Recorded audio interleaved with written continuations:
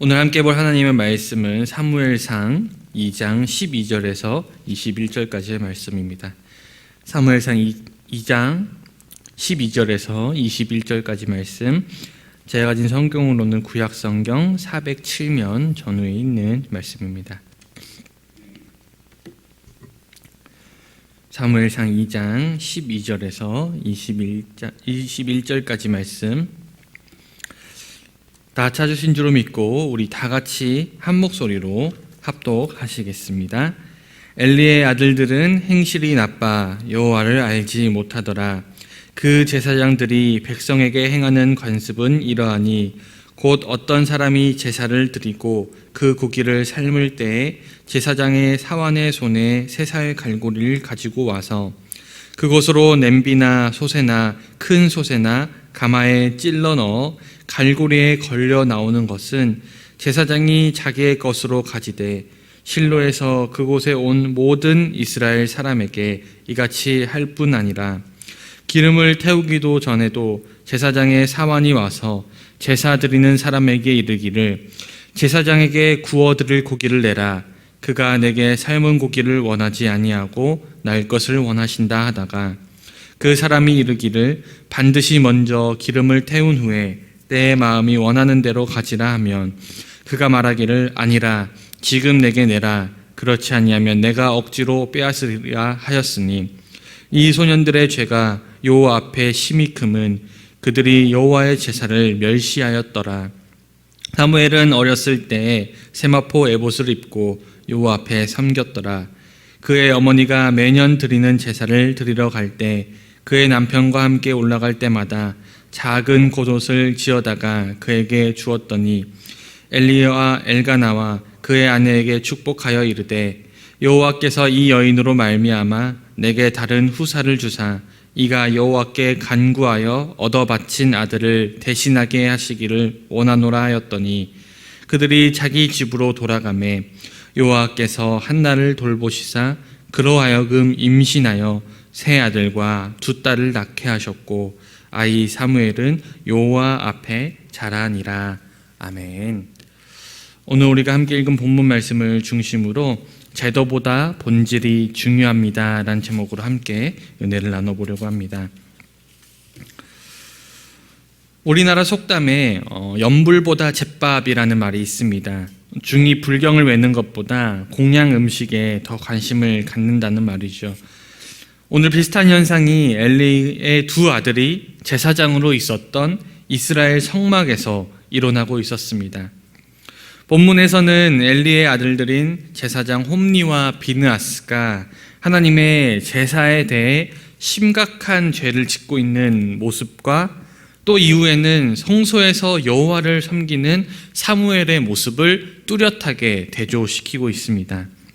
이는 사무엘이 태어나서 성소에 드려지기까지 이어져 왔던 복선이 실제로 드러나는 대목이며 이후 사무엘이 전면으로 드러나는 사무엘의 사명이 시작되는 전환기가 됩니다.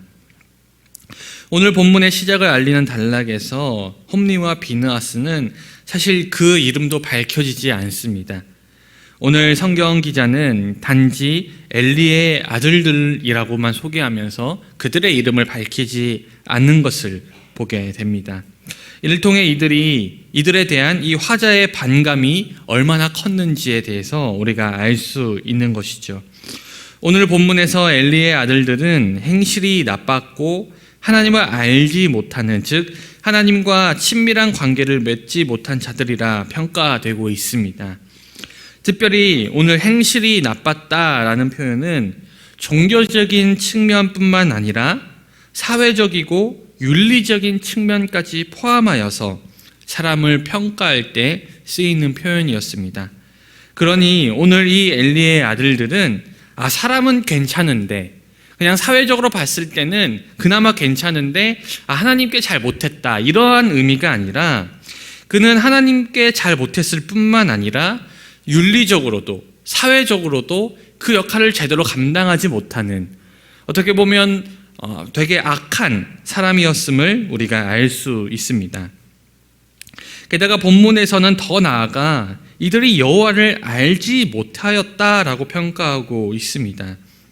지금 이들의 직분이 하나님께 제사를 드리는, 여호와께 제사를 올려드리는 제사장이라는 것을 우리가 기억할 때, 제사장이 여호와를 알지 못한다라고 평가받는 것은 어쩌면 이들의 근본적인 존재까지 부정되는 굉장히 악평이라는 것이죠. 하지만 안타깝게도 그들은 실제로 그러하였습니다.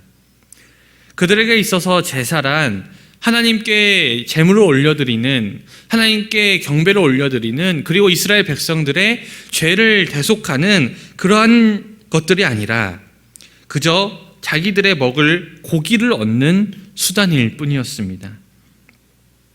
그 당시 이스라엘에서 화목제를 드릴 때 제물에 기름을 포함한 일부분은 제단에서 태우고 나머지 고기는 삶아서 제사장과 제사를 드린 사람들이 함께 나누어 먹었습니다.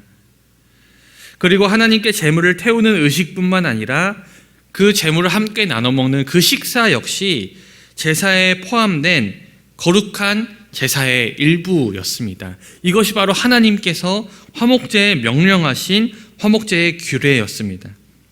특별히 레위기 7장 말씀을 보면 제사장에게 돌려야 될 화목제물의 그 고기의 부위는 가슴과 오른쪽 뒷다리로 명확하게 명시되어 있습니다. 하지만 엘리 아들들은 그러하지 않았습니다. 그들은 사환을 시켜서 고기를 삶고 있는 그 솥에 새살 갈고리, 특별히 고기가 딸려 나올 때, 큰 부위가 딸려 나올 때 고기가 떨어지지 않도록 새살이나 있는 그 새살 갈고리를 찔러 넣어서 걸려서 나오는 것은 모두 제사장의 몫으로 삼았습니다. 그들은 율법이 규정하는 가슴과 오른쪽 다리뿐만 아니라 무작위로 고기를 찍어서 가져갔습니다. 게다가 거기에서 한술 더 떠서 이들의 사환은 제사 드리는 사람들에게 와서 그 제사 때 삶은 고기가 싫다는 이유로 구워 먹을 고기를 얻으려고 지방을 태우지 않은 그러한 고기를 달라는 어처구니 없는 요구를 합니다. 하나님께서는 분명 그 기름을 먼저 태우고 나머지 고기는 삶아 먹으라 명했거늘 이들은 고기를 구워 먹기 위해 하나님께 고기를 바치기 전에 나에게 먼저 기름기 있는 고기를 달라고 요구하는 것이죠. 그리고 만일 제사를 드리는 사람이 하나님의 율법을 지키기 위해 하나님께 바른 제사를 드리기 위해 기름을 먼저 태우거든 고기를 가져가라고 말하면 아예 억지로 뺏겠다며 으름장을 놓으며 강요하였습니다. 이것이 지금 제사장과 희생제사를 드리는 사람들 사이에서 벌어진 일이라고는 정말로 상상도 할 수 없는 어떤 역설적인 상황들이, 정말 비현실적인 상황들이 지금 펼쳐지고 있는 것이죠. 이것이 바로 앞서 이 화자가 이들을 여호와를 알지 못한다라고 평가한 이유입니다. 이 홈리와 비느하스, 엘리의 아들들은 분명히 혈통에 따라서 합법적으로 세워진 제사장들이었습니다. 하지만 이처럼 그들이 하나님과 제사를 멸시했으므로 그 지위를 유지할 수가 없었습니다. 이처럼 아무리 제도적 질서에 의해 그 정당한 방법에 의해 지위를 부여받은 사람이라 할지라도 그 본질적인 사역을 제대로 감당하지 않고 하나님 앞에서 자기의 사명을 무시한다면 결국에는 하나님의 진노 앞에 서지 않을 수가 없습니다. 우리가 교회에서도 직분을 맡았다는 것은 분명히 영광스러운 일입니다. 하지만 우리가 직분자로 세워졌다는 것은 그만큼 교회를 위한 더 큰 책임과 더 큰 의무를 부여받았다는 것을 뜻합니다. 그러니 우리는 신앙의 연차가 깊어질수록 그리고 우리의 직분이 더 커질수록 우리는 더욱더 겸손하고 더 두렵고 떨리는 마음으로 우리의 직분을 감당해야 할 것입니다. 결국 하나님께서는 타락해버린 엘리의 집을 버리시고 그 대신 사무엘을 선택하셨습니다. 사무엘은 어렸을 때 세마포 에봇을 입었는데, 에봇은 원래 대제사장의 옷으로 금실, 청색, 자색, 홍색 실과 배실로 화려하게 짠 옷입니다. 어린 사무엘은 아마 대제사장의 에봇을 본따 만든 그러한 옷을 입었던 모양입니다. 한나가 매년 남편과 함께 제사를 드리러 성막에 올라갈 때 사무엘에게 새 겉옷을 지어 입혔는데, 이 역시 대제사장의 청색 겉옷을 묘사한 옷이었을 것입니다. 이는 사무엘이 어려서부터 성막의 직무를 도왔음을 짐작하게 합니다. 그리고 한나는 그녀가 그토록 기도하면서 얻었던 그 아들 사무엘을 자신의 서원대로 하나님께 바쳤습니다. 그녀는 아들을 얻었지만 다시 성막에 하나님께 바쳤기 때문에 1년에 한 번밖에 아들을 볼 수가 없었습니다. 그러니 사실상 그녀는 원점으로 돌아간 셈이죠. 그러나 하나님은 그런 한나가 상상하지도 못했던 축복을 주십니다. 어린 아들을 성막에 바친 엘가나와 한나에게 엘리는 하나님이 자녀를 더해 주시기를 축복했고, 그 축복이 이루어져 한나는 새 아들과 두 딸을 낳았습니다. 이는 엘리의 축복 때문이 아니라 엘가나와 한나가 그러한 복을 받을 만큼 하나님을 신실하게 섬겼으며, 사무엘이 성막에서 하나님 앞에 그 직무를 잘 감당하고 있었기 때문이었습니다. 엘가나와 한나는 이렇게 복된 가정을 세울 수 있었고, 사무엘은 이스라엘의 새로운 시대를 열어가는 하나님의 일꾼으로 쓰임받을 수 있었습니다. 사랑하는 여러분, 하나님의 계획은 사람의 상상을 초월합니다. 한나가 서원하여서 사무엘을 바쳤을 때 분명 그녀는 이러한 보상을 하나님께 기대하며 그러한 일을 행했던 것은 아니었습니다. 그녀는 자신에게 아들을 주신 하나님께 감사하여서 그저 그 감사 때문에 아들을 다시 하나님께 바쳤을 뿐입니다. 그러나 하나님께서는 한나에게 그녀가 상상하지도 못한 축복을 주십니다.